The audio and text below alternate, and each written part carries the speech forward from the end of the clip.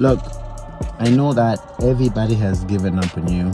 Everybody thinks that you're the problem. And no matter how much you try to explain yourself to people, and no matter how much you try to make people understand, for some reason, you always get misunderstood by people, regardless of how much you take your time to explain yourself. And particularly, different people who don't even know each other can accuse you of the same thing. They may paint you with the same brush again and again, and you might ask yourself, why is it that every time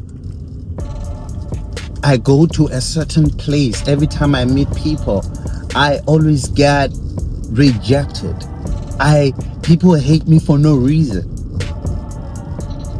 If you're one of these people, then I need you to know that what is currently happening to you is that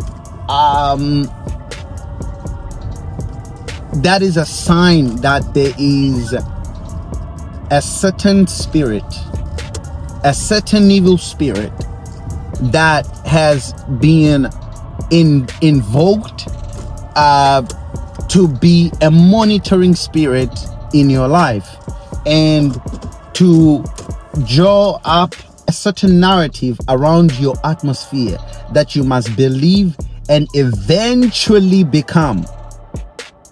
So these are usually spirits that are invoked in our shrines, in our altars of witchcraft. These are usually orchestrated by man. This is not God's final verdict in your life. Some people might be saying, "Man of God, I feel like I'm cursed by God." I've heard a lot of people come to me and say, "Man of God, I feel like I've been cursed by God, because everything that I literally put my hands on turns into dust. My money disappears. My money comes to my hands, but I lose my money.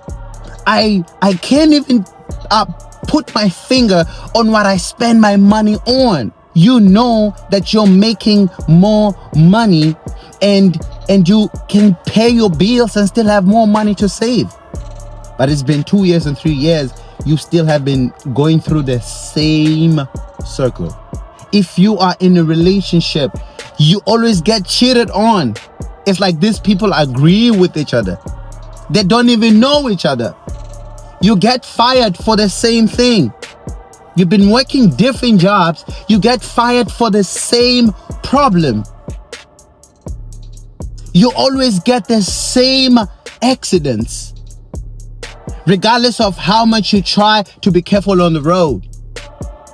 There is a problem, and the problem is that there are spiritual entities that have been invoked on somebody's behalf to change the narrative and command your atmosphere so you can believe a different reality.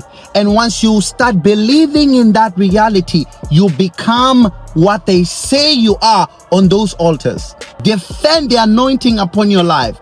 Defend your family. Defend your territory by refusing to believe the narrative that they are speaking over your life on those altars. If they say that Shepherd will never prosper, Shepherd will never have a ministry again, Shepherd, his life will come to nothing, Shepherd will go through a divorce, these are things that they are orchestrating that must become a certain projection in your atmosphere.